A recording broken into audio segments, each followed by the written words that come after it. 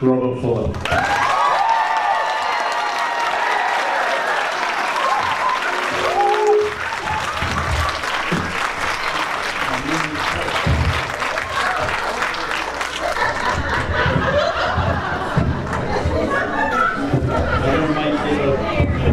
You know what you're in for tonight? Abbott and Costello. I'm Abbott. And he's a terrible Abbott.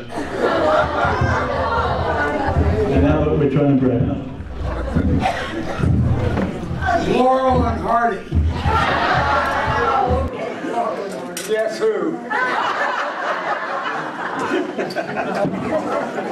We might do it. Try that. Say hello. Hello. Hello. I guess. Okay. I've hung around him so much I've got an English accent. Hello. Hello. Welcome. Hey gang, how you all doing? Hey, thanks for being here today and supporting us. We've had such a great time with you all, really. Thank you so much. This is a highly rehearsed thing. I've got some notes and maybe. Thank you all for coming to the Robert Fuller Fandom private Q&A. Before we get started, I'd just like to say a couple of things, and which I think are quite important. You know, when we do these things, a lot of fandom members volunteer to help. And without their help, it just wouldn't be possible to get this done. So I'd just like to... Is that me banging? Or is it you? You're banging your microphone. I thought you were a professional. That's my heart. I'd just like to really say a big, big thank you to those people who have done a wonderful, wonderful job.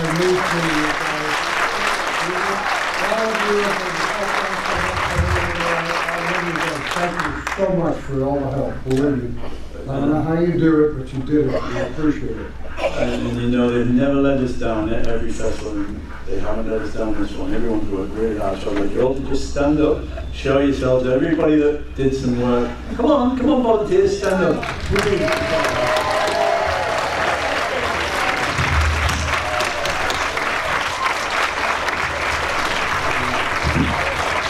You all did double duty. You guys went beyond the pale for it. I appreciate it. We're going to give them, we're actually going to give them a 20% pay rise.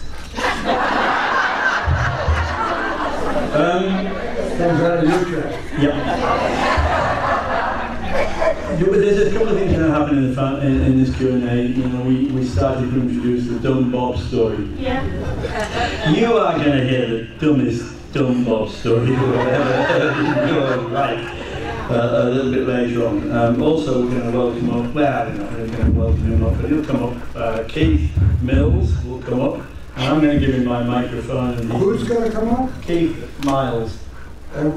Keith Mills? Miles. Oh, Smiley Miles. Smiley Miles. Yeah, you know, that guy with that. You've got to be kidding me. You're not bringing him up here. Well, you know what? I wasn't going to, but he knows me too well. So Keith will be coming a little bit later on. He knows lots of dirt on Robert, so he'll tell you all about that. Also, I'd like to just wish Jennifer happy birthday tomorrow. Jennifer, where are you? There. Happy birthday. Happy birthday.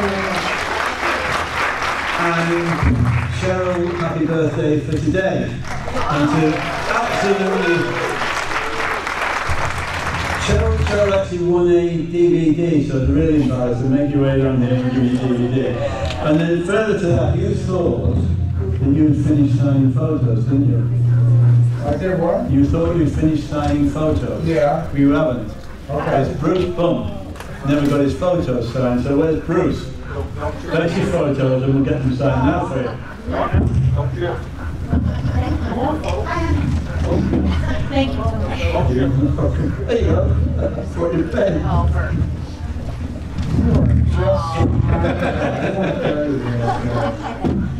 Bruce, is this for you? This is for Ben. Oh, oops. We had a couple here. No, that was This is for James. That's James and my two. To my pal James. What was in the You stack? didn't get one while we were at the table over there? You were all Long story. Hey, what was that to me? Sorry. You were there all day. Tony, No, I did not sit back No, there. don't look at me. If you'd done your job properly, you wouldn't be doing it. If I'd have done my job right. I didn't say that, it just came out to booze.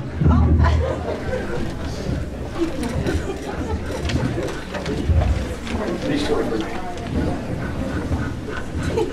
Next time you see that picture, we'll look at that. These are all for James? No, Bruce. Look at that, you look at more.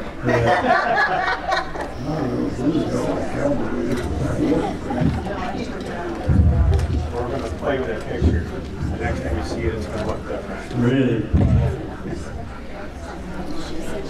Let's show that in that.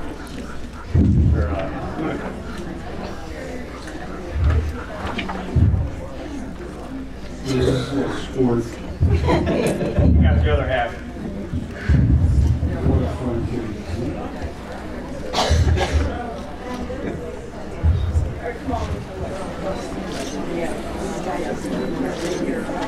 I got one request. All for you. You ain't got time to request, get out of here. You got a question? Request the four of us play a game of poker. Oh, okay. You'll be the lose. Alright. Okay. Alright. Right, before we get started, you want to sit down now, we finished it. Play when it's signed. Cheryl. Did you? He's already signed it. Oh, thank you. I didn't know that. Thank you.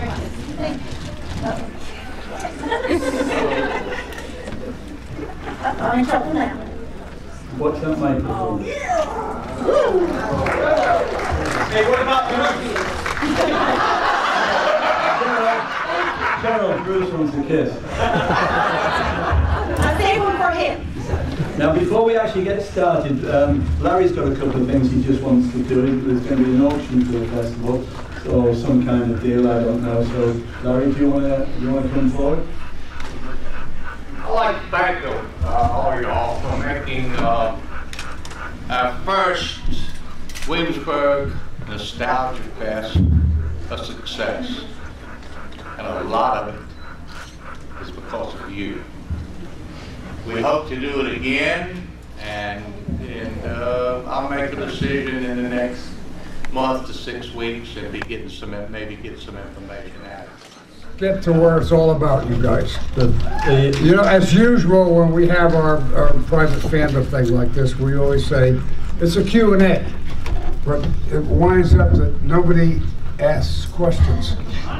So I hope tonight, we've got all the time in the world. Let's hear some questions from everybody, just for fun. Come on. I don't care what you want to ask. Tony will run it. Okay, but go for it. I'll do my best to answer these things. Thank you so much. I've always wanted to ask you, I saw you talk about this before, and it has to do with wardrobe back, and of course I watch Laramie all the time. Speak up a little bit. I watch Laramie all the time, and it has to do with wardrobe. And I heard you talk about the first episode, and then second episode, and then you created your own wardrobe.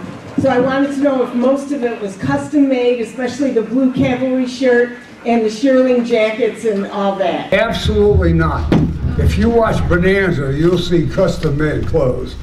You'll never see custom-made clothes on Laramie. Believe me. We those old shirts and these Levi's and boots. I just bought this stuff. That's the way I wore. It's what I wore every day of my life anyway. And I brought it to the set. It was my gun belt, my gun, my hat, my spurs, my this. And no, nobody dressed me on that show. So. Thank you. Laura, just lady right there. Bob, my savior. I'm Kim McDonald. My question is, one time you said that you got to a point in your career, you had been doing the dancing early in your career, and you said to Chuck Courtney, gee, you know, I got to cut this out and I got to get a real job, and he steered you into stunt work and acting and all that. What if there had never been a Chuck Courtney and you had gone out and gotten a real job? What do you think you would have done if you hadn't become an actor? Wow, what a fabulous question. Really, that's delightful. And I can answer that, I really can. I never got past the 9th grade. I went through it twice and didn't make it. But I wound up being a very fortunate actor. I've made films in 17 countries. I did get an education as I went on. But when I said to Chuck, when I got out of the Army in 1955, I'd only been working as an extra or a chorus dancer. And I said, this is not what I want to do for the rest of my life. And that's when Chuck said, no, you're going to study with Dick Boone. You know the story. He was way before Powell. My idea was, when I got out of the Army, I wanted to be I wanted to work with animals. I wanted I love Florida. I thought I wanted to be a game ranger, and do that kind of. That would have been something I would have gone into. I don't even know if I could have without a high school education. I guess you have to have a diploma to go into stuff like that. But that's what I would have wanted to do if I didn't get lucky to become Robert Fuller, the actor. Nice question. But that's what I would have done. I would have been a fishing game. You told me to think up a good question. Right back there. And by the way, I am an honorary fish and game warden. I've done so much work for them throughout the years because of Laramie and Wagon Train and Robert Fuller. Well, yeah, I support those guys like I do the Wounded Warriors. Yeah. Okay. You ready? There you go. Hypothetically, would you have played Jess Hopper for 20 years? Come up closer and let me hear what you said. Would you have played Jess Hopper for 20 years like James Arness played Matt Dillon, if the opportunity had presented itself? Would you Want me have to write played it Jess down? Harper for 20 years? Like James Arness played Matt Dillon, had the opportunity presented. Oh, you mean if Laramie had gone on? Continued for 20 years. Oh, heck yes. Are you kidding? I would have played Jess Harper forever. That's what I would. If I'd had the same writers, directors, and everybody on that show, I'd have done it for 10 years or whatever. Nice question. Yeah, absolutely, Don. I really would have, yeah. I would have missed doing Emergency if I'd have done that, and that wouldn't have been too good because I really enjoyed being able to do Emergency, which did a lot for the paramedics and for the doctors all over the country in those days. So I'm very proud to have been a part of that too. But like I said, I'm just a lucky guy. All those 3 shows came in the right situation for me. Okay, next please, that lady there. When you were doing the first 2 seasons of Wagon Train, you guest starred in season 2, the Ella Lindstrom story. You kissed a young girl under the wagon, and you hopped up and hit your head. Was that ad-libbed or was that in the script? I did that. You did that? I'll tell you what, I was a very young actor in those days and just starting out, but it just felt, might work. The director liked it very much, so it worked. Yeah. Play a part. Oh yeah, I threw all my life to work on that show. Bruce, you got a question? Hurry up. Yeah, I had a question, the Gunsmoke question made me wonder, so that, as I look through the shows you've done, the appearances you've made, I know a lot of the other actors in Hollywood at that time were jumping around, they'd appear on this one or that one. How did you manage not to appear in Gunsmoke when they did 635 episodes? Did you turn them down, or did you just never jump on that?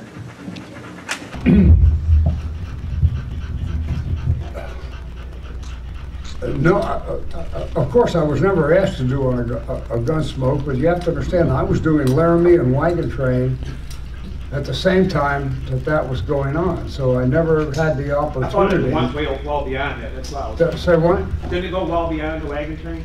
Oh yeah, it did, but then I went to emergency. My God, I was doing movies, I was going overseas, doing all the movies I did, and no, I wasn't in that loop of those 20 years while that was working. God, I guess I would have done one. I don't know. You know, I did a lot of episodic westerns, but once I started Laramie and Wagon Train and Emergency in the movies, I was stuck for 20 years in a row. Is there any? Was there any western that was made that you would have liked to appear in that you didn't ever get to appear in? There's only one western that's ever been done. It's called Vernon.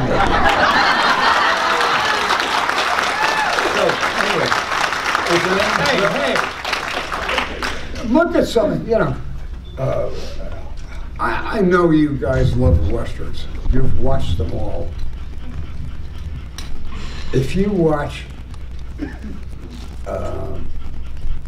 Wanted Dead or Alive, it's shot on a soundstage.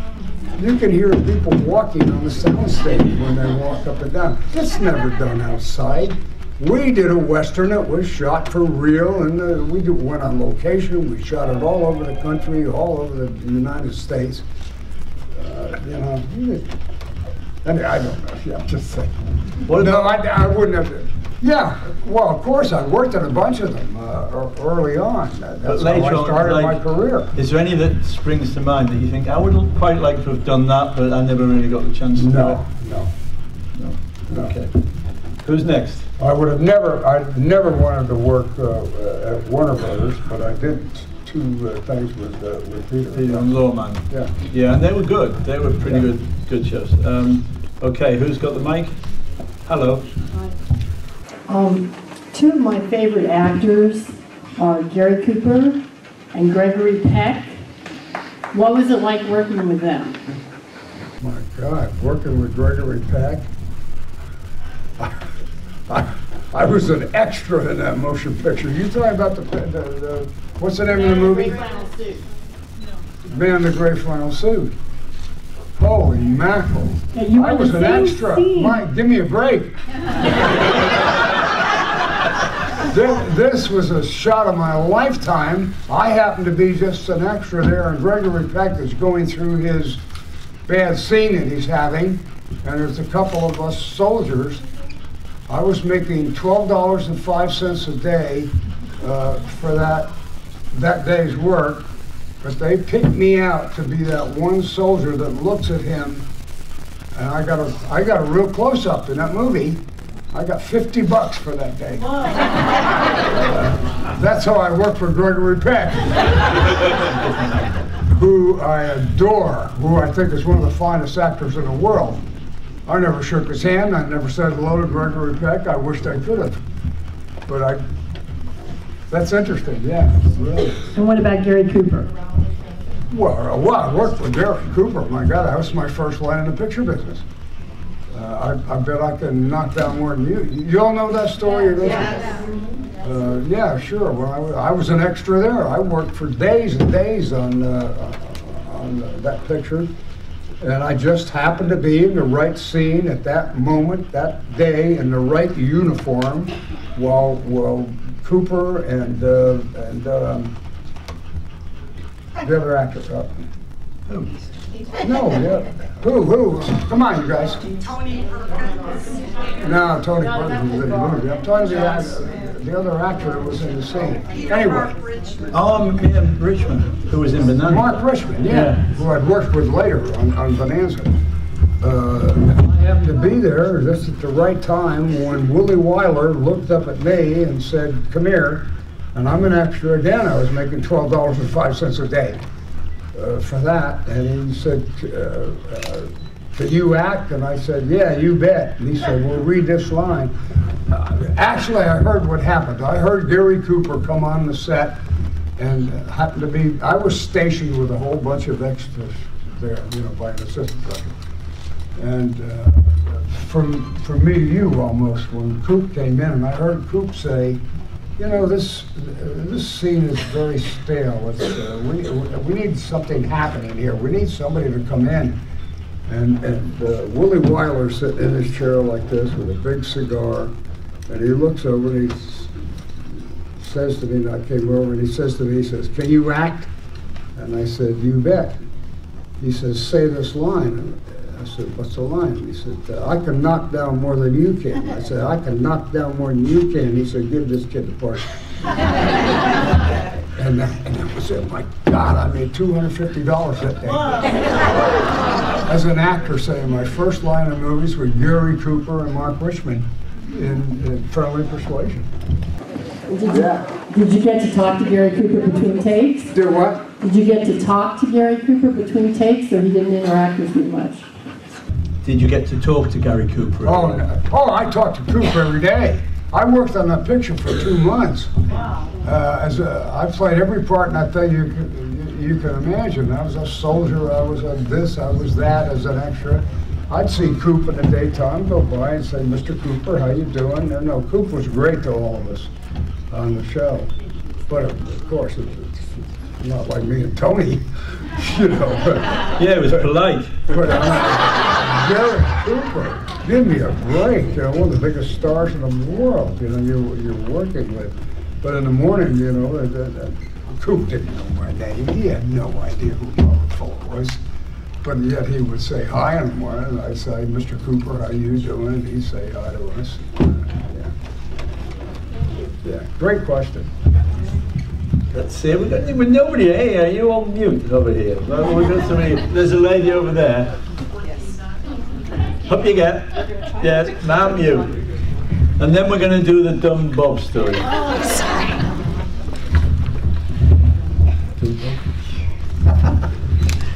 So we heard a story that a particular actor almost got you kicked off the set by the name of Mr. Gary Clark.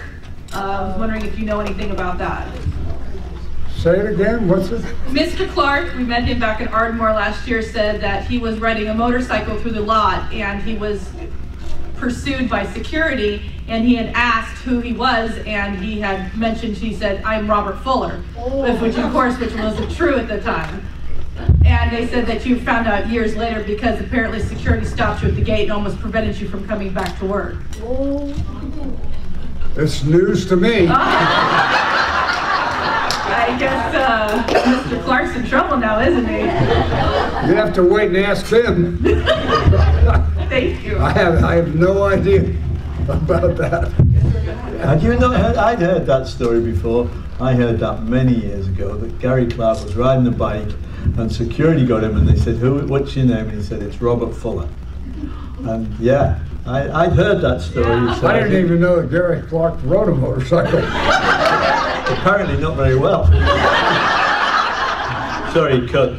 Well, I rode a motorcycle and I rode it on the lot to go to work. But no, I think I was the only one that ever rode a motorcycle on the Universal lot. But I could do anything on that lot. I own that lot. Well, now, are you ready? No, I'm going to tell you, when I first heard this story, I was in the back of the vehicle, and Jennifer was driving, and Bob was telling the story, and I couldn't believe it. I really couldn't believe it, how anybody could be so dumb.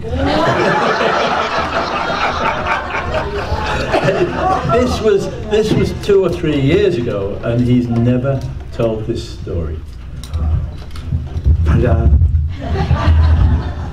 So it's the yep, Coast Guard cutter one? Oh yes. Okay. I don't know if you all have been to enough of these that he has now started Dumb Bob. Yeah. Right? And I guess you've heard 3 or 4 Dumb Bobs. There'll be 20 more. But this one came up tonight. He said, "You're going to do a Dumb Bob." And I said, "There's so many. Which one do you want?" And so we picked this. Anyway,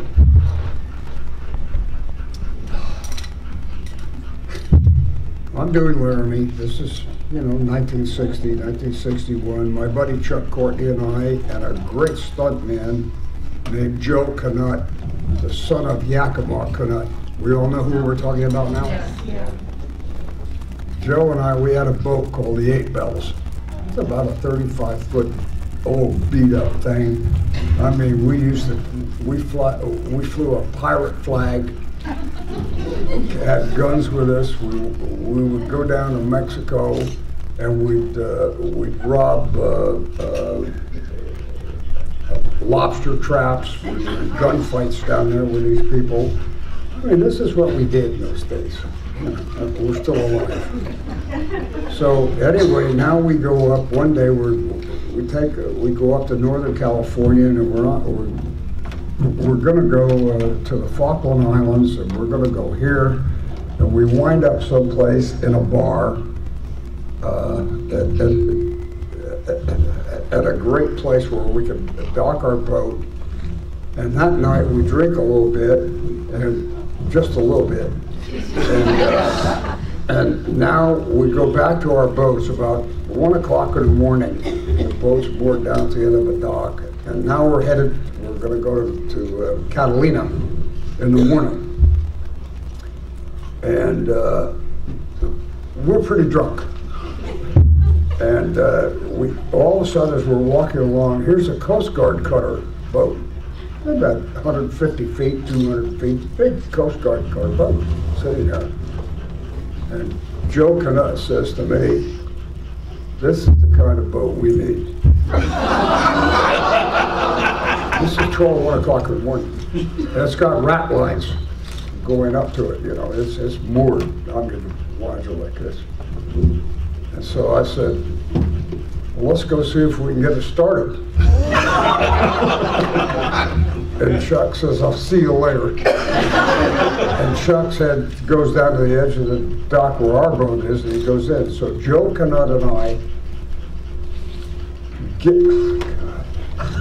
Go to the bay. This is so dumb. We get on the rat lines, hanging upside down, and we climb up to get on deck of this Coast Guard cutter. Now we're on board of this thing. It's ours, it's our ship. So we go up to the wheelhouse. We're going to start this damn thing, and we're going to take a Coast Guard cutter off. Is that not dumb? I have, it's such a crazy story. I can't believe that we did this. Anyway, we're up there, and we're in a wheelhouse, and we're trying to start this 150-foot ship. And all of a sudden, people come alive. There's people living on that thing down the road. And the lights are going on, and people saying, "What's going on? What's this?" And we're at the back of the thing, and Joe and I go, "Oh, shit, we got to get out of here." So we go back, and we jump overboard. Well, no, he jumps overboard and hits his back on a railing, and I hear him screaming down there, and I got a rat line that goes from me to you back there. And I thought, I'm not going to jump in the water, I'm going to run that rat line all the way back to the dock. Well, and I've got rubber boots on up to here, we're just old sailors. I get about halfway and I can't even hold on anymore, and I drop into the water. I swim over to the dock, get there, I see him, he's all hurt. We find a railing. By the time we get up there, here's the police, the shore patrol, the police in this town, and they're there, and we're both drowned rats, and we get up on the thing, and and I said, "My friend fell in the water," and I just jumped in to save him. They weren't buying it. So we've got shore patrol. What a shore patrol. These are sailors with batons and cops, and they know our boat's down there, and they say, "Get back in that boat right now," and they take us back at the boat, put us in, and they say, "We want you out of town by dawn." We got a 32-foot pirate boat. So we go in and we finally pass out. Chuck was smart. He's gone, he's asleep. So Joe and I go to sleep. We wake up in the morning and that whole dock is set with police and shore patrol looking at us and say, "Get out." What year was that? When was that? 62, 63. Oh yeah, I was doing learning. Oh yeah, it was during a break, 30 days I had off that we could go kill people. Rob traps, do things like dumb Bob would do. But anyway, we did it. And I mean, to wake up in the morning, we woke up and we looked up and all over the dock were all these people wanting us to get out of town real quick. And boy, we turned that engine on, we headed for Catalina. And by the way, when we got to Catalina, we went in the back way, and we didn't stop at Avalon. I don't know if it is, but Catalina's an island like this, and you got Avalon, and you got the back part of it.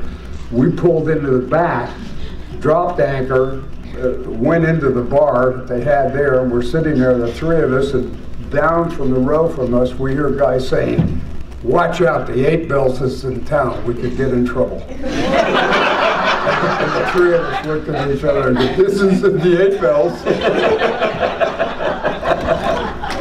But anyway, that's what we did in that day.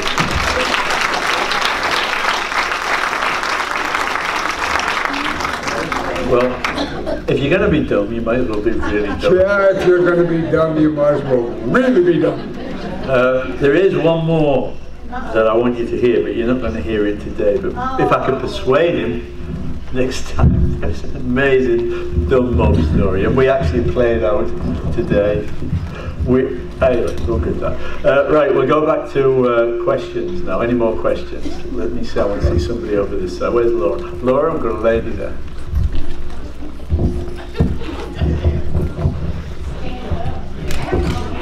I would like to follow up on that story. Were you ever allowed to go back to that town? What, in Catalina? No, the one where you tried to take the boat. No, we never went back there. No, they didn't want us back there. I was going to say, I left off one thing. I made Chuck look like a good guy. He was not the good guy. When we walked in this bar in this town in Northern California on the beach, for some reason Chuck was not too happy that night about something, and the bartender brought up a whole bunch of chips on that thing, and Chuck went boom and threw these chips all over the air. And Joe came out and I said, "The fight is on." And we could have fought in those days pretty good, which we did, but we lucked out. But Chuck started the whole damn good thing. But when we went to steal the ship, he went off and went to bed. Yeah. No, we never went back there. We were never allowed to go back to Port Hueneme. That's where it was, Port Hueneme. No, my God, we'd have gone to jail if we went back there again. The lady there, Laura. Thank you. You said we could ask you anything. Within reason. I want to know how you managed to do anything in those GD pants. You want me to translate that? I would like, for the sake of the camera, to know this is not my question. She wants to know how you managed to do anything in those tight pants.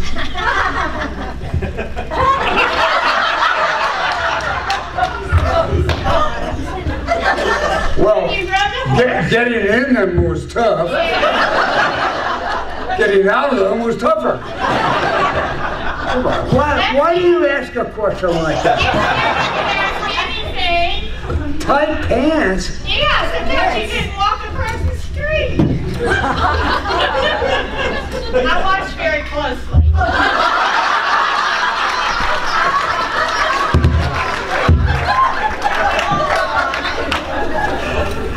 Just old cowboy pants, I don't know. I will go next door with the lady there.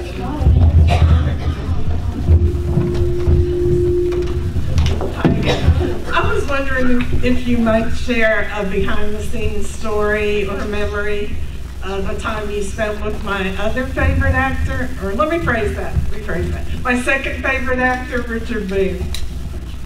Richard Boone? Oh, yeah. A behind-the-scenes story or memory? You're talking about Dick Boone, the Paladin. Yes. Oh, God, I got great stuff. Of course, he was my acting coach. You know that, don't you, or not? Yes. Oh, yeah. I never did a Have Go Will Travel or anything, but Dick was my acting coach. When I got out of the Army, when I came back from Korea in 1955, as we talked before, I decided I didn't want to, be an extra or whatever. It was Chuck Courtney who said, no, we're going to acting class with a guy named Richard Boone. He had not done Paladin at all. This is 2-3 years before then. He said, this is a great acting coach. You got to go into this class. So I said, all right, I'll go. I had no aspirations about being an actor. Believe me, that was not the furthest thing from my mind was to become an actor. I just happened to be in extra business to make some money. 15 bucks a day, 12 bucks a day, as opposed to 35 cents an hour.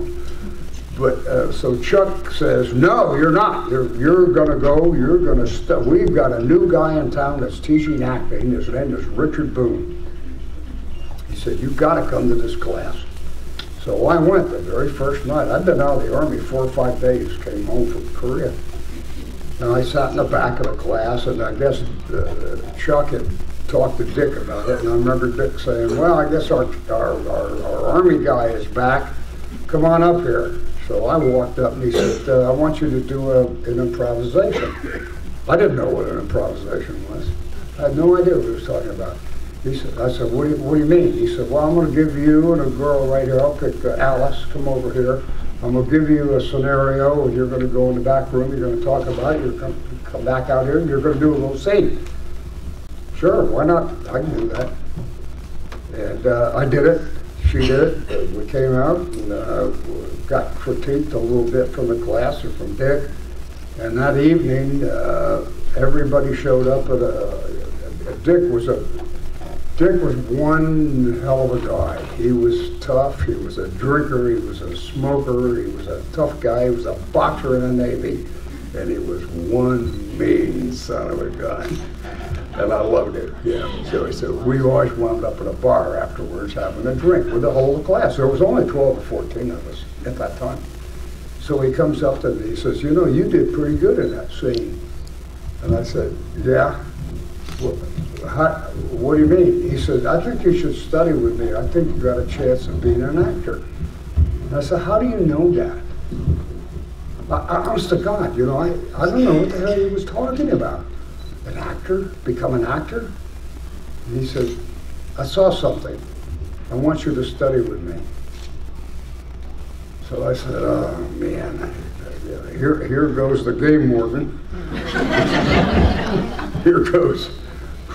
Whatever, okay, I'll go back to working extra. And Dick was only charging us 30 bucks a week, 30 bucks a month, 4 nights, 4 times a week. So I could afford that, and I went to study with Dick Boone, and Dick is and Chuck, Dick and my dad are very responsible for why I'm sitting here today. So that's Dick Boone, yeah, absolutely. I love that man.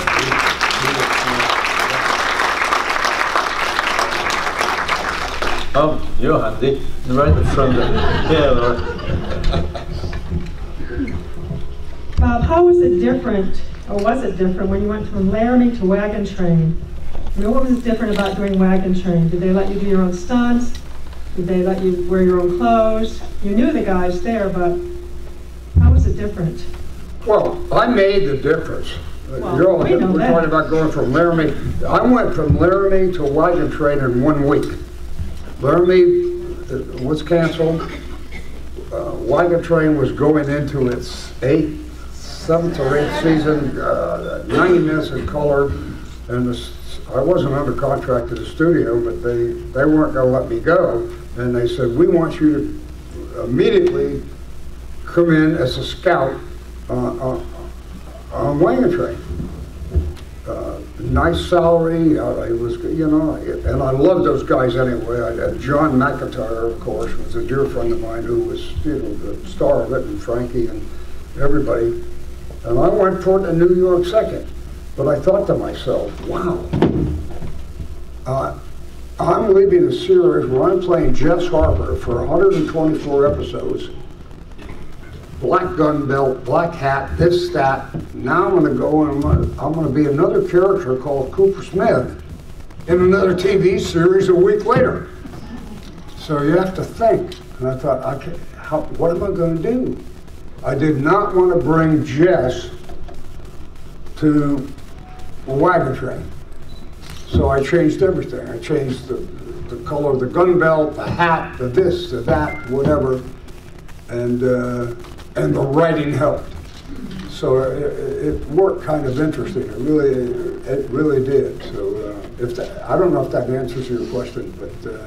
Did you do your own stunts? Did you design your own stunts on that show too? Are you Dumb Bob? Well, we know what happened with that. If you guys watch anything you've ever seen me do in this business, I've done 99 and 9/10 of everything that you see. And you know why I did it? For you. No, I'm very serious.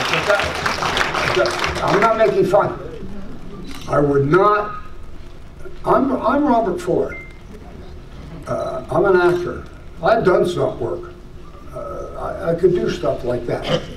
And when those things came up, I said, I'm not going to cheat these people. What? Somebody's going to fall off a horse and it's not going to be me? Yes, it's going to be me. And boy, I had fights with those studios, but they finally gave in and let old Dumb Bob do everything that he wanted to do. And I did it, and I did it well. I fought good. If you guys watch it, you see my fight scenes? Yeah. I directed those fight scenes. I hired the other actors that I fought with, the other stuntmen. You bet. I knew how to do that, so I did it. Yeah. Let's go towards the back a little bit. There's a lady in a striped dress there.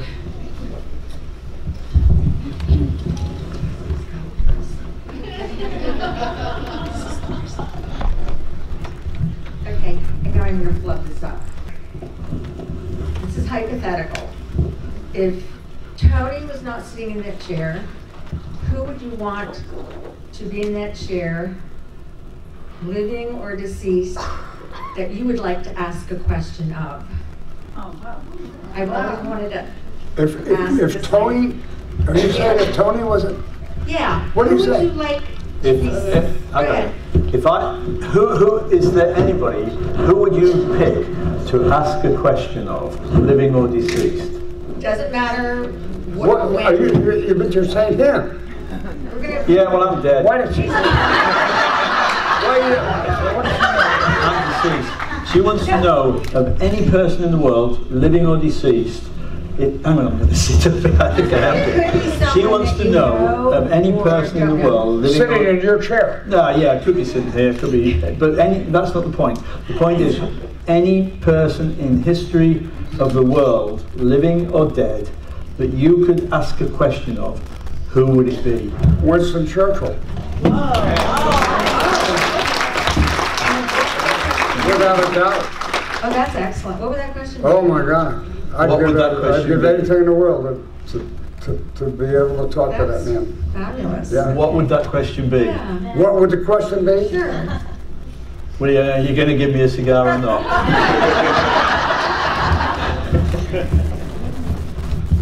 Winnie, let's have a drink together.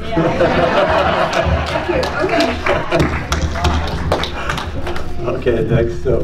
Wow. Wow, whatever. Hey, that's a cool question. That's dynamite, honey. I love that. Thank you so much. Always wanted to ask. Well, that's interesting, but Winston Churchill was my hero. Really. If you were going to produce Laramie today, Where are you? Okay. Go on, Janet, go on. Close your mouth. Speak.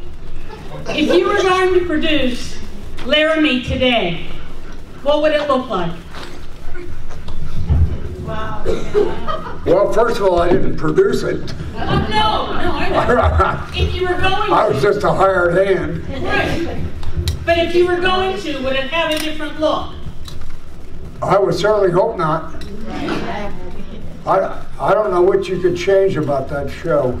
We had the best writers, the best directors, the best camera people. We had everything. No, I wouldn't mess with that for anything. Amen. And it couldn't, by the way, it couldn't be done today.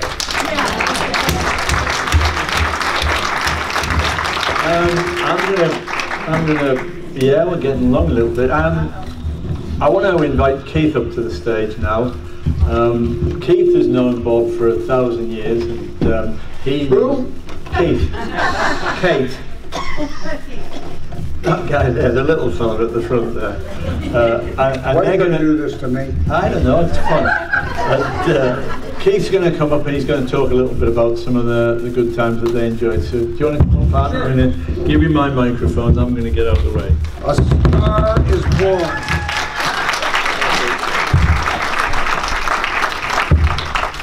Mic you up? Sure.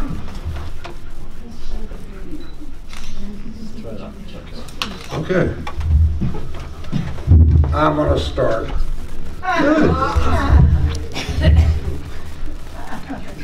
1960.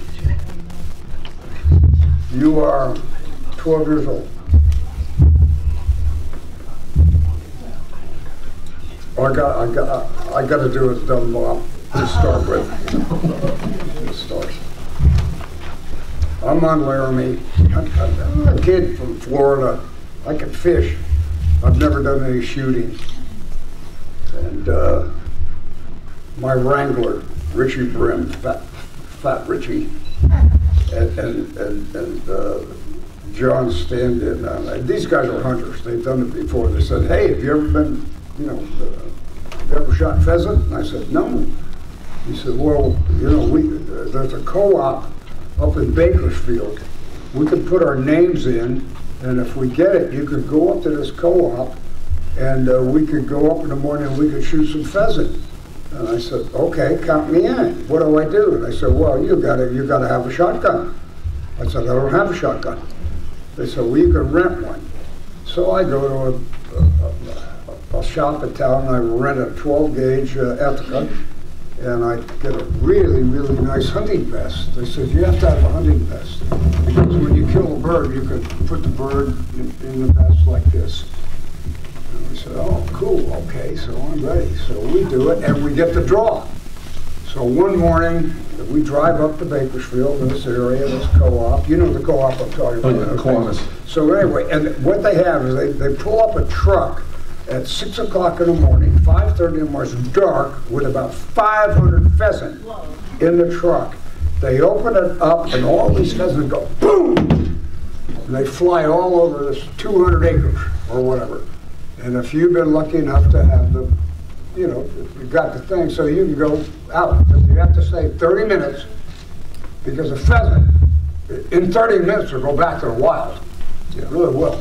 So anyway, we go out, and I said to Richie, I said, "What's a pheasant look like?" And he said, "What's a big red bird with a long tail?" I said, "Okay." He said, "If you see a big red bird with a long tail, you shoot that son of a gun." So now it's coming daylight, and the birds are gone. There's 60, 70 hunters. They're all spread out. So Richie and George and I are walking down, and I said, "Now, how am I going to find one?" He says, "You kick that hedgerow right there. Usually those birds will hide under there and they'll fly up." So he and George go this way, and I'm walking all by myself, and I'm kicking away at stuff. And I got my shotgun. Now I got my new vest. And all of a sudden, a bird jumps up and takes off. I go, "Boom!" The bird goes down on the ground. Gets up, flies again. I hit it. I got him, he's gone, he's dead. I'm all alone out there. I go over and I get this big bird with a long tail and a red bird. First of all, I got to put a little blood on the vest, and I stick it back in my vest. I'm the first guy to get pheasant. All of a sudden, here comes Richie and George over the hill. I said, "You shot? What'd you get? You get something?" And I said, "Dadgum right, man. I got one." Boom! I pull him out like this, and Richie says,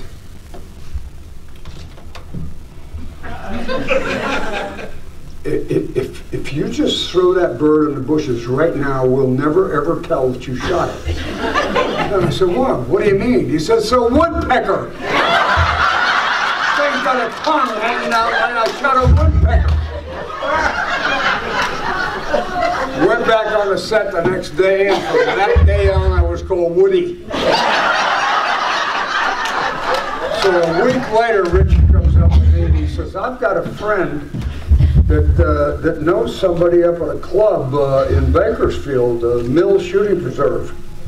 And they've got pheasant, they've got chucker, and whatever, and then you can go up there, and they actually have real birds, they have dogs, you have a guide that'll take you out and do this. So let's go up there this next weekend." So same old rented shotgun. I cleaned the vest up a little bit. We go up to Mills Shooting Preserve, Bakersfield, California. We go up there and we walk in, and there's an old clubhouse up there. It's on the side of the road. It's 800 acres. It's fabulous. And we've got these things, and we've got Carl and Marianne Mills, and they have 2 kids. They have Keith and Glenn. Keith is 12, Glenn is 10? 11. At that time? There was 14 months apart. Okay, at that time. Yeah. So we go up there, and God, I don't know if it was your dad or if it was Clyde or whatever. Yeah. Hank, it might have been Hank that took us out. Boy, we shot some birds. We had a great time. We come back, and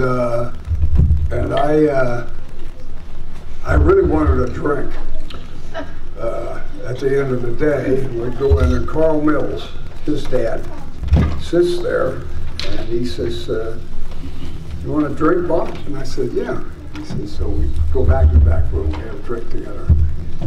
And I start the most beautiful friendship I've ever had in my life with a man named Carl Mills and his wife, Mary Ann, and 2 bad kids. Keith and Glenn, who are the worst students you've ever seen in your life. Because every time it was report card time, I would go up there and it would be a bad day. I spent half my life up at the Mill Shooting Preserve. I lived, we had a trailer. You know, right. I slept on the floor. I spent months and months with you guys shooting all the time. Yeah. But I could always tell when it was bad report card time. Because it was not fun at the ranch. Well, there was too much other things to do, you know. Go hunting and... Yeah. So anyway, I just wanted to preface all of this because of this guy who I dearly love. He and his wife Charlotte, and we've known each other forever. And, I watched these kids grow up, and we had so much fun together. But it was a great family. We were all together for years. Yeah, we had a lot of fun. All right. A lot of fun. Now, if you're going to say nasty things about I'm not going to say anything nasty. I'm just going to jog your memory.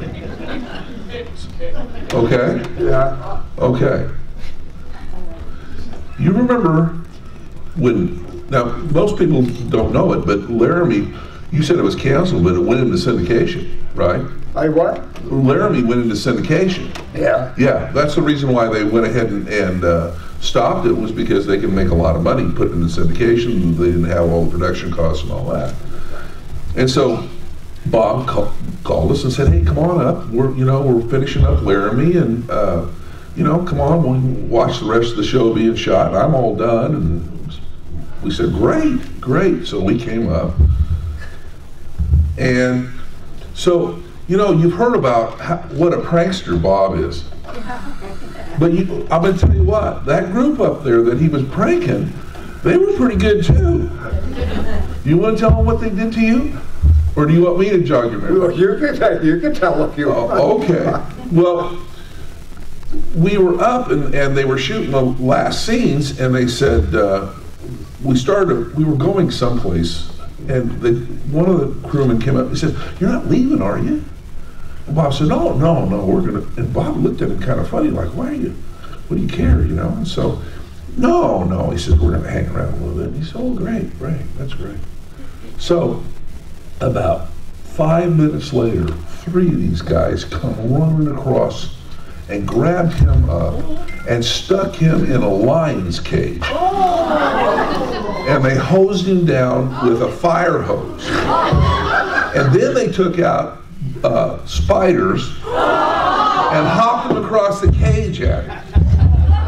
Remember that? Oh, absolutely. And Claude Akins, I don't know if you guys, Claude Akins was on the show that time. And he said, Claude, you're a bad man. Get me out of this. And Claude said, I can't help you. Just can't help you. Oh yeah, no help whatsoever. So they ended up, one of the guys had a reflector that he could put a little heat on you out there so you wouldn't freeze to death too much. God, you remember that's amazing. That's amazing. But anyway, if I can go back a little bit too, we spent a lifetime together. Oh yeah. I watched you guys grow up. We grew up together in a way in those days.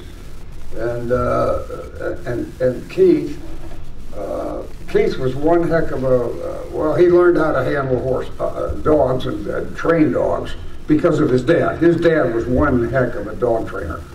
And you learned it all from him. Right. I had 2 dogs, 2 English pointers, Jess and Georgia Bell, that I brought up there that both of you guys trained, and we hunted with him. Right. His dad had a dog named Red, English pointer, which was one of the most fantastic hunting dogs of all times. Right.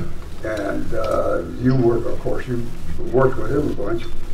And you, years later, how many dogs have you trained? Do you think? About 1,000. Wow. Really? Seriously? About 1,000. But how many kids have you taught? A few thousand. Tell them what you do. Well, I'm a special ed teacher. And I was one of those kids that whenever the bar was set, I put my foot on it and I accepted it. So when I was going to school, I started playing basketball, and they said, well, you have to have a C average. I said, okay, I can do a C average. That's no problem. I'll do a C average. So then I got to through high school, and I got to junior college, and they said, well, you know, for you to go to the Cal State system, you're going to have a C+ average. And I said, hell, I can do C+. Put the foot on top of the bar. So then I got into Cal State, and they said, well, you've got to have a 3.5 in order to become a teacher. Well, I can do a 3.5, so I put the foot on the bar. And so then I got a degree in physical education, and then went back and got a degree in special education, and then a master's in that. But the thing was, there was too much fun going on in the club all the time, training dogs and going shooting quail with you and going up to Isabella and fishing. It was just too much fun. So I mean, whatever they wanted me to do, I took it as that's what you needed to do, not, you know, you need to do a lot more. And it showed. But he does a special thing. He teaches basketball to these special kids. But what he does is so interesting. He bribes them. He bakes things for them. Well, and they love him. That's why. It's incredible what you do. Most people, you don't know anybody that does that, what you do. He was a cook. He's an incredible cook to start with. But he bakes things, he makes things for his kids, and takes them there, and they all love it, you know? Yeah. That makes it so special, Keith. It really does. Yeah, well, it makes it fun too. You know, the kids are surprised when you can do a different. Well, they adore you. I'm sure they do when you do stuff like that for them. Yeah. So should we talk a little more? I mean, Tony, who's Tony? I got a question. Yeah. I got a question. Can't remember it. I got a question. What's the biggest thing you guys ever hunted together? The biggest thing? You and my dad went down to a wild ranch in Texas and shot deer for Kurt Gowdy. Oh, we shot, yeah, we did the American Sportsman. I took his dad with me down there to do one of those. We shot black buck antelope, deer, wild boar, yeah, a lot of stuff. But basically what we did up at the ranch here was strictly quail, chukar, and pheasant. Yeah. And then occasionally go up to Isabella and go to Isabella and fish for bass, which we did a bunch. Yeah. Was that when you started eating? You had started eating quail. Had you eaten quail before that? What? Had you eaten quail before you actually started hunting quail? No, I don't think so. No. I think the first time I ever shot quail was up at with your dad. I think so. His dad taught me how to hunt, taught me how to shoot a shotgun. Oh, I should say that. My God, his dad and you too probably had. You got a Model 12 20 gauge. Right. All right. I don't know if you all know what a Model 12 20 gauge shotgun is, but it's a Winchester. It's a heck of a good gun. You can go 16 gauge, 12 gauge, 20 gauge, whatever.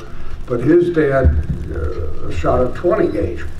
So when I started, the first time I went up there renting my Ithaca, and I met your dad, then, he said, now you're going to come up here and shoot some more. He said, you need to get your own shotgun. So I got very lucky and found a full choke Model 12 Winchester, which I still have and shoot today, which I love, and you do too. Yeah. And so, but his dad taught me. I mean, we used to shoot. Well, you did too. We had shoots out there that you wouldn't believe. Oh yeah, yeah. We did a lot. His dad and I, and you'd be involved in it. We'd have a trap where you could throw a trap out 100 yards going this way. We got so good that we would put our shotguns on the table, unload it, pull the trap, let the bird go, get the gun, load the gun, shoot the bird. Remember? Shot a lot of birds. And we smacked them. but it took a long time, to be able to do stuff like that. These guys were shooters like you did. Well, you grew up shooting. You grew up cleaning the dog cages. How many dogs do you remember you guys had? At one time? 12, 13 dogs? Yeah, something like that. In the back of the trailer, the dogs that they used to guide people with. And he and Glenn had to clean those. Bob did a little stint. I cleaned a little of them myself. But you did a little stint as a guy. Hey, I cleaned birds. I did everything at your club. I know it, but and I guided. But that's what I want to say. Why don't you tell about the guiding job you did for that? General LeMay. General Curtis LeMay, Sac Air Force. Do you all know who Curtis LeMay is? Yeah. No, it's a big-time general. He used to shoot up there a bunch. So this one time up there, I guess you guys were busy, Carl was busy, and LeMay comes up with another friend of mine, his, and he wants to hunt. So Carl comes to me and he says, and I know his dog, Red. I've hunted with Red 100 times. And Red knew me. This is the most fabulous dog you've ever seen in your life. So he said, why don't you take LeMay out and take Red? And I said, no problem. General LeMay doesn't know who the hell I am. And who cared anyway? But I knew who he was. So I'm the guy that day. I got Red, take him out, I get him 12, 14 birds, whatever. Now the deal is, when a guide comes back, he gets a tip. LeMay didn't tip me. Not that I needed the tip, but I thought, why the heck? You always tip the handler that takes you out, right? Right. LeMay didn't even say thanks. And I got him all his birds, red was on point, everything doing so good and everything. And I thought at the end maybe the guy give me $5 or something, but he didn't. General Curtis LeMay. Yeah. Great story. But tell some of the great people you had up there that would come and hunt there. Oh, some of the most famous people in the world. We had Glenn Campbell used to come up to the ranch all the time. I'm trying to think. Jay Gould, who was head of Bank of America at the time. We had the head of Caldwell Bankers who was out there. We had quite a few. We have a couple of women who were Olympic tennis players. They used to come out.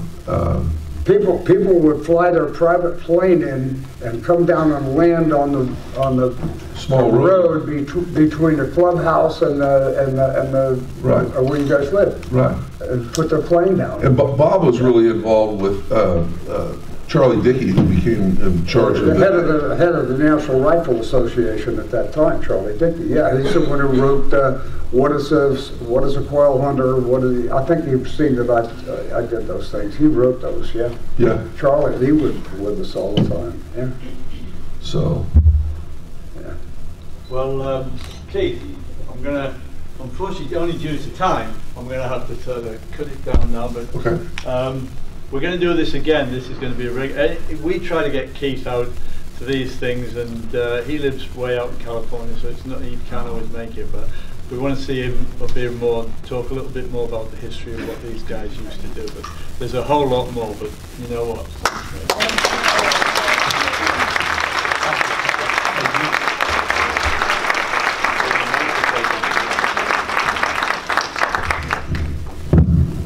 We're not through.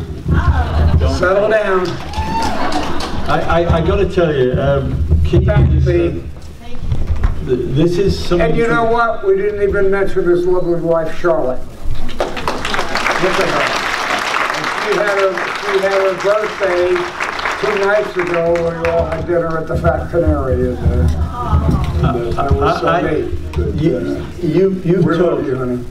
You've talked about all, you know, he's a teacher, he's a cook, he's a great shot, and his backside's really warm, I can tell you that.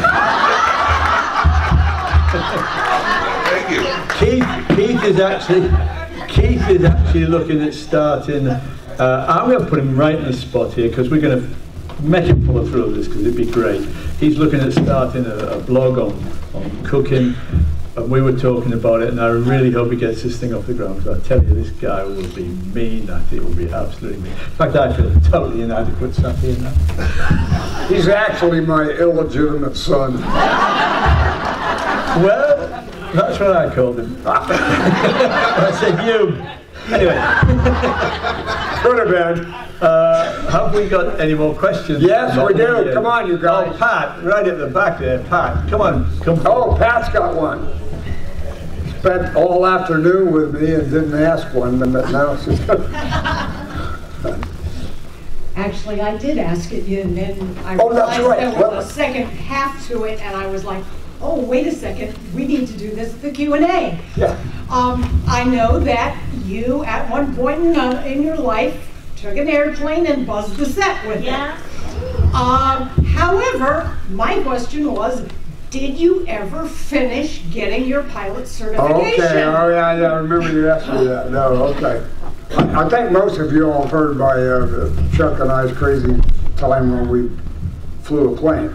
But no, Chuck and I took flying lessons at the same time in 150 Cessnas. Chuck actually, both of us did our solo flights at the same time, 2 different planes. Chuck did great. Chuck got his license. When I landed the plane, I thought that that's where the ground was, but it wasn't. It was about 15 feet down there. And when I landed that plane, I broke both the wheels on the plane coming in on my solo flight. And of course, I never got my license. They never let me come back to that place. No, absolutely not. Well, I can take off, and I can't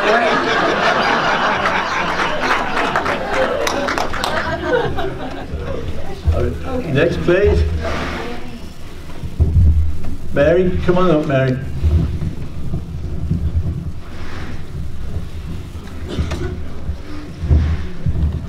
Hi, Bob. Every once in a while on Emergency, you got to do something physical. You went up in a fire truck, you had a punching, you had a fight with somebody in the emergency room.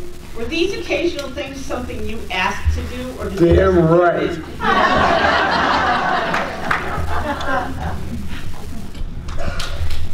You know, I loved Emergency. Dr. Brackett, you know, thank God for Jack Webb for hiring me to do that. It's a fabulous show. I had a lot of fun doing it, but it wasn't Laramie. And I actually told one of the producers, I said, can I do something physical? I said, write something where I can punch the hell out of somebody. You know, and they did. Yeah, they wrote that little scene right there. But did you like going up that's in the fire embarrassing. I'm really embarrassed that I did that, but I did. Did you like going up in the fire truck? You know, Dr. Brackett was a cool guy. You know, he was written well, and he was a great surgeon and did this thing, but I wanted him to punch somebody out once. and they wrote that scene in, so, but that was it. But as far as riding in the engines, oh yeah, I had to do that a bunch of whatever. Well, there was one episode where you went up in a bucket. Oh yeah, well that was cool. And I wondered if you enjoyed that. Oh yeah, absolutely. I like anything that's dangerous. Oh yeah, no, absolutely, yeah. But it was still fun to go to work every morning with Julie London. Hans, next please. Oh, way over there in the corner. Come on, last in line at the table you were as well, I remember that. I know this lady. I have a question about... Come up close. My question's about your horse that you rode in Laramie. Who, I believe, was it? How did that come about? How did you get him, and how did I get him? Have him? Oh, okay. Oh, good story. I did two lawmen. Peter Brown's show.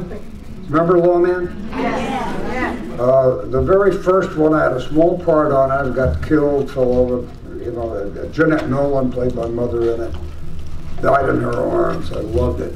But the next one was called The Friend. And in the meantime, I've been signed to do Laramie. And you all know the story. I didn't want to do this. I didn't want to do that. I got the part of Jess. Anyway, I'm Jess now. I'm signed to do Laramie. But it's not going to start for 2 or 3 months, so I was still working. I could, you know, I was being hired to do different shows.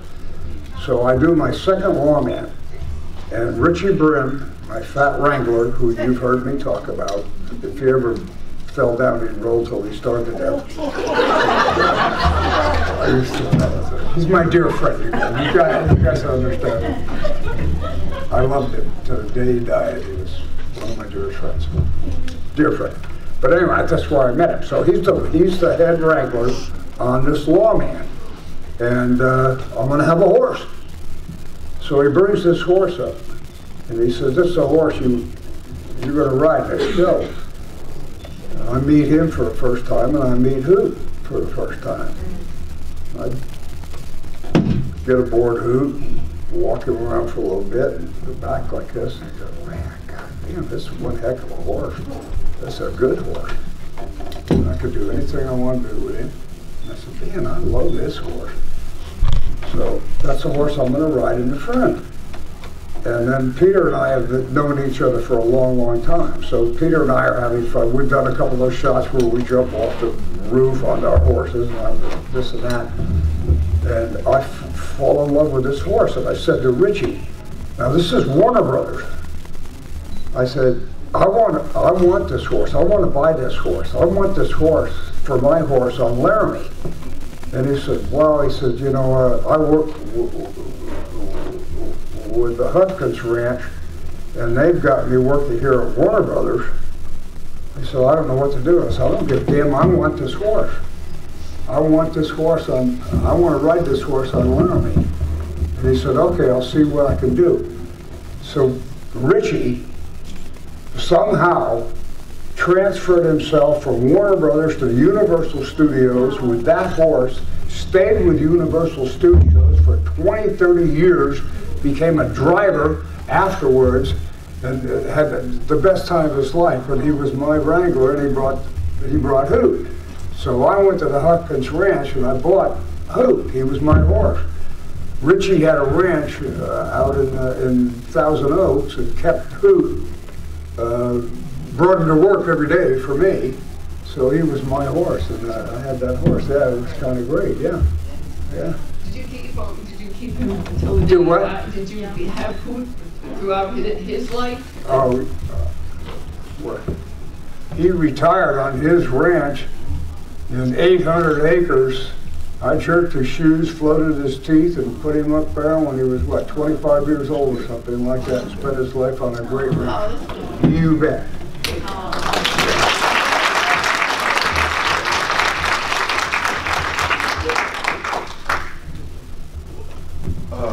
One of the things you said about horses is they couldn't make these westerns today because they don't have the horses like they had back when you were at Laramie, the horses that you could shoot around, things that your horses do, right? It's a good question. We had two ranches, the Ace Hutkins Ranch and Fat Jones Ranch. Each ranch probably had 300, 400, 500 horses apiece, but they were picture horses. They'd been in the business since the 20s and the 30s, and they were trained. You could shoot off of them. You could, you guys watch these movies. You watch old movies. You watch the new movies with westerns. You see what those horses did. When you sit a horse and ride up in front of camera like Smitty and I would do and do dialogue, and the horse just stands there. That's unheard of today. You can't get a horse to do that. These were picture horses. I rode Hoot. I could shoot a Winchester over his head. I could shoot my .45, ride him. I could do whatever I wanted to do. He was trained to do that. Well, they're gone today. So when you see a Western today, you're never going to see a trained horse. This guy's coming off the range, and people are going to get bucked off. Believe me. I did a show called Bonanza, The Next Generation. Anybody remember that? Yeah. So we shot that up in Tahoe, I guess, or wherever it was up there. And I had this, what year could that have been? It was in the 80s, I don't remember exactly. Well, 80s, whatever. And there were no picture horses. So I had to go out to a ranch and find a horse. I found this pretty good looking horse. I thought, I'll ride this guy. And so I rode him a little bit, a couple of days on a ranch or whatever, and then they shipped him up to where we were going to shoot. So 2 days, I rode the horse a little bit in a couple of scenes, but now I have a scene where I've got to ride up a hill with a Winchester and shoot a bunch of guys on horseback. So and it's the first shot of the morning. With this, I've ridden this horse before. All right. So I get on the horse. Prop man gives me the Winchester with full loads in it, and I look at the head wrangler and I say, "Has anybody ever shot off this horse before?" And he looks at me and he says, "No." And I said, and I stepped off so easy you couldn't believe it. I said, "Get somebody to shoot off this horse before I do." Because that's Katie Barlador. Well, they got a stunt man, took that horse, took about an hour, took him, worked with him, shot him off in a bunch. So he wasn't going to buck or kill anybody, me, particularly. And then he brought him back and he said, "You can shoot off him now." And I did. When I got that seat, I right up that hill going bang, bang, bang, bang, bang. The horse did fine. But he didn't react real good for the first time with me. But that, see, there were pictures. That's a great question, Keith. It really is. There's just no horses today. There's no directors. There's no cameramen. Nobody knows how to make a Western today. And there's no actors that know how to make a Western unless they're old guys like me. Yeah. But you know what I'm saying. You know, gosh, you're going to see a good, you know, Bob Duvall, you know, people like that. God, give anything to see him in a Western because he's still good. He can make a Western. But there's nothing there anymore. Yes, ma'am. On that note, Bob, I was watching on a video of someone did an interview with L.Q. Jones very recently at one of the festivals, and they asked him, like, what did he think about today's Westerns? And L.Q. said, they don't have Westerns, they have political statements with horses. So how would you make a Western today, a real Western that somebody like we enjoy? Well, let's see. Sean Penn, Rosie O'Donnell, Bob De Niro. Oh, that'd be a hell of a Western. That's a great question. No, I'm sorry, you guys. I shouldn't even be talking like this. You know. I think you all know what my persuasion is. And you'll never see me in California. You couldn't pour me into California again. And I'm ashamed that I ever was a part of that, what's going on with those actors today. Anyway, I'm sorry about that. I shouldn't be saying that. You all may have different ideas. I understand that perfectly, but you got to know, this is the cowboy right here. Yeah. No trespassing. Trespassers will be shot. Survivors will be shot again. Wayne, when you rode through those woods chasing that Mustang stallion. I'm sorry, honey. In Mustang country. Is that on? In Mustang country, you had a ride with Patrick Wayne through the woods chasing that Mustang stallion. Was that you? Mustang country with Patrick and Joe McCrae. Was that you doing the riding? Oh yeah, of course. That was so scary. Roping, yeah, oh yeah. Shot that was done in God, what country was that? In Canada. Yeah, we shot that in Canada. Yeah, how many times did you have to yeah, practice Patrick's it? a good rider. Did you have to practice it? Did they work out a route for you? Did you just do it? Did what? Did they work out a route for you to ride? Did they work a route for you? A route for you? Did they work a route for you to ride, or did you ride your own route?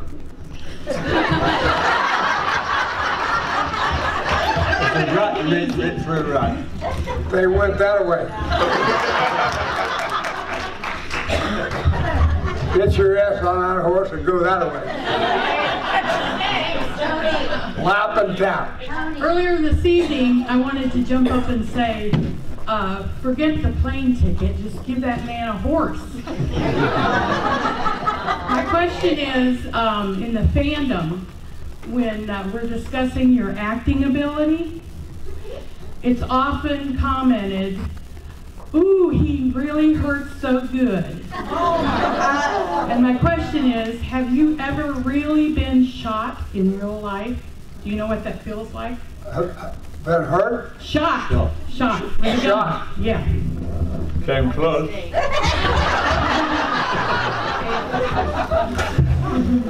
No, I've never been shot. No. I've been shot at.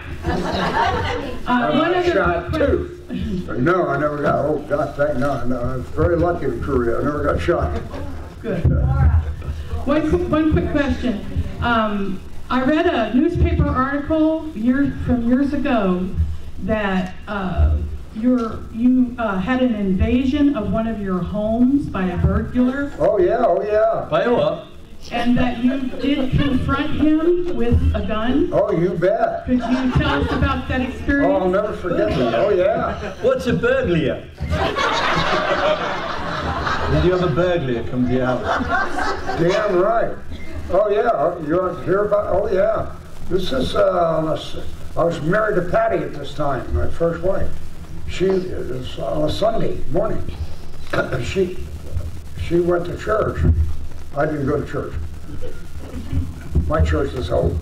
Anyway, she was gone. So this is I'm in bed. This is 7 o'clock in the morning, and all of a sudden I hear my door banging. It's got my shorts on, a t-shirt, and I thought, who in the heck is at my door at 7 o'clock in the morning? And I get up and I look through there, I got a little thing like that, and I see a guy. And he keeps banging on my door. And I said, well, I'm not going to open that door. I don't know who this guy is. I'm going to go back to bed. So I go back in, and he keeps banging on the door. And now all of a sudden, silence. And I hear my back door. You've got to go through 2 fences, 2 gates, to get to the back of my house up in where I lived in North Hollywood. And now he's banging on that door.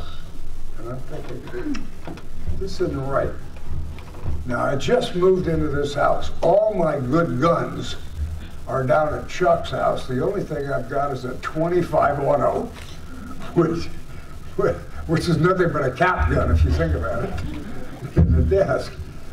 And I think, I don't know what's going on with this guy. So I get this 25-auto, and I go out, and I just walk down the hallway, and as I walk down the hallway, he breaks my window in the back. And I see his hand come in, and I've never shot this gun before. So, and I got a fireplace with a long hallway, and the guy's broken the window, and he's reaching in. I duck behind the fireplace. I try to put a shell in the chamber, and the shell goes. Now the guy's he's got my door almost open. I got to pick the damn bullet up. I got to get this guy, got to get this thing loaded. And I walk down the hallway just as this guy opens my door, and I stuck this gun right in his face. And he says, "Don't shoot." And well, he was a burglar. And I said, "Back up, get out," you know. And he kept reaching in his pocket, and I said, "Do you reach one more time?" I'm like, "I won't tell you what I said." You never heard dialogue like this in your life. Yes, you have, but not from me. So you understand what I'm saying? I said things to him that would make his hair curl. Believe me. I said, "If you reach in that pocket one more time," and he kept. I was going to shoot him. And then I thought, well, I want to shoot the guy. So I got some wood over there. I said, maybe I'll shoot this gun beside him. And I thought, well, now I've had a problem with a damn gun. What if it doesn't go off? And I got this guy. Yeah. So I finally convinced him to get his hand out of his pocket, put his things up like this. What he had was his burglar tools and all my mail out of my mailbox. Now I'm all alone. This is 7 o'clock in the morning, and I'm in an area where there's nobody. Finally, somebody drives up the hill that could look down into where I am, and they see me, and I go like this, and they see me with a gun pointed at the guy, and hollers, said, "Call the police," you know.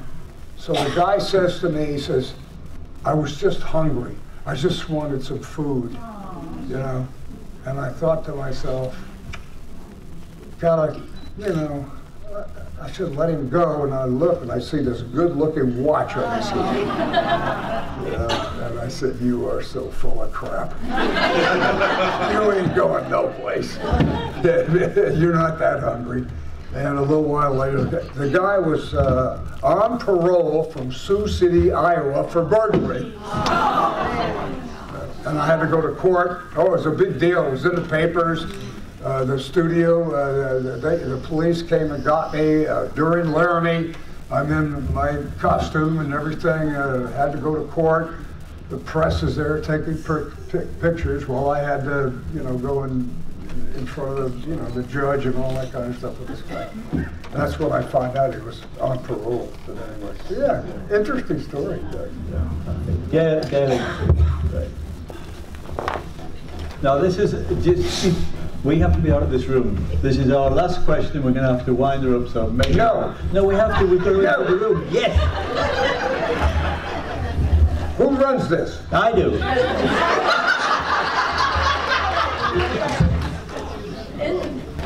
I love watching Hard Ride. Not that good. I really enjoy watching the scenes where you're riding the motorbike. And I can't hear you, honey. That's not working. What? Do you want to come and sit down here?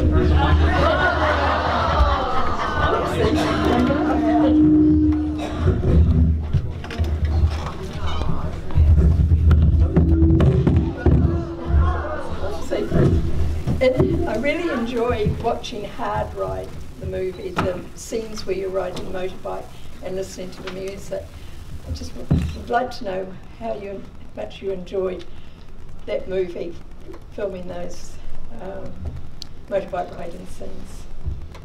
So what's the question?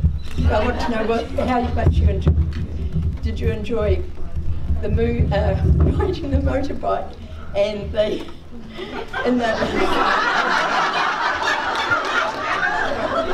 Did I enjoy the movie? Did I enjoy doing that movie? Riding do you want to hear about the movie? Yes. Absolutely. Riding the motorbike. Okay. I'll do a quick one on the Hard Ride. I love doing that movie. That was so much fun. I was a bike rider to start with. Not that kind of a rider. With Harleys, I was a dirt biker, and Chuck and I, we had dirt bikes and did all that kind of stuff. But when I got hired to do the Hard Ride, I met the director, and I knew the director, and he hired me, and I went down to a motorcycle club in Downey, California, and there's this piece of equipment laying on the ground. It's all broken up, there's bars, there's this, it's just sitting there. I mean, it was just a mess. And I said, what's that? He said, that's a 1947 Harley frame. And we're going to turn it into the bike called Baby that you're going to ride in this picture. Well, about 3 weeks later, this thing turned into about a $5,000 motorcycle with all the twisted chrome and this, with an extension, a 12-foot extension on it, which is illegal in those days, but we could get away with it because we were making a movie. If you hit a pebble this big, it went like this. And now I got to ride it all over Northern California with a girl sitting behind me, scared to death that I'm going to dump this thing, kill her. I don't care about myself. I don't want to hurt her. But I never did. Everything went good. But no, I had the time of my life on that movie, absolutely. And a quick story. We were someplace in Northern California. We were going to shoot at night, and I was starting to run out of gas on my bike. So the director said, pull over that gas station over there and fill the bike up, while the camera truck and all of this is over there. I turned around, I went into this gas station, and the owner of the gas station comes out with a bat, and he thinks I'm a Hell's Angel. Because the Hell's Angels were up there. In fact, they robbed us one time. I packed my 911 45 all the time with me, because you never knew what you were going to get with these guys. But I never dreamed when I pulled in to get gas, this guy comes out with a baseball bat. And I couldn't get gas there. The gas guy wanted me off his property, and I'm in this bike like this, so I fortunately went someplace else. But no, we had good times on that show. Yeah. And Sherry was great, all the people in the You want me to help you? Don't jump. Don't jump. Don't jump. going down the steps? Yeah, use the steps. Okay, getting the wire caught up. Right, okay. I'm afraid we are going to have to call it a day because we need to empty the room. But I hope you've had a great time.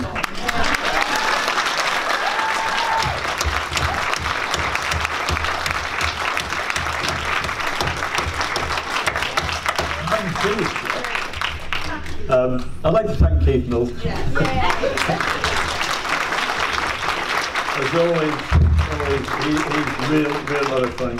You're gonna see more of Keith at these Q&As. I'd like to thank the guys that have been doing the filming: Shaletta, James, and Bell.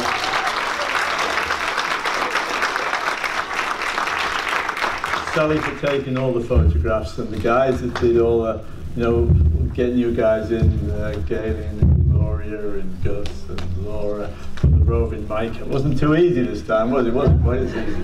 Thank you very much, everybody. We're going to be doing the photo shoot in here with Dennis Holmes, so we're going to have to ask everybody who's not involved in that to clear the room so that we can do that nice and quiet. But before you all leave. Before you all leave, though,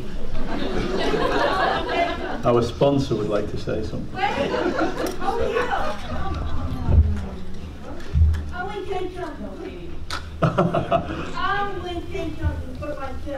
Go ahead, Katie. Katie! Hi, Ernie. Wait, I got a problem with you. Can I call you on my phone? Can I call me like that? He told me about you. Yeah, him.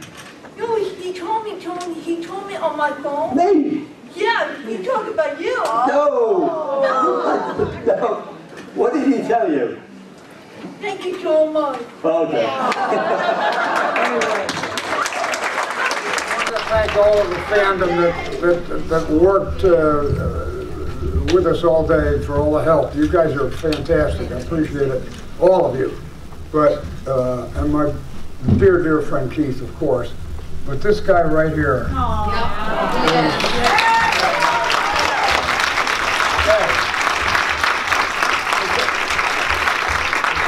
This guy's the love of my life.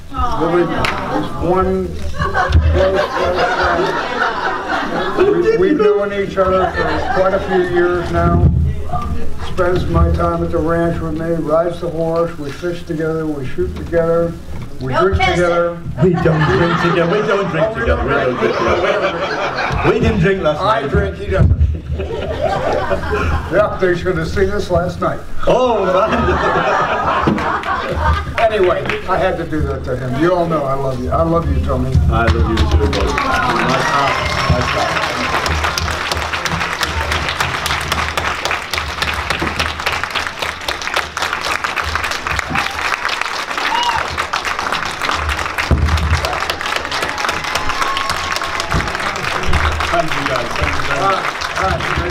Oh, here we go.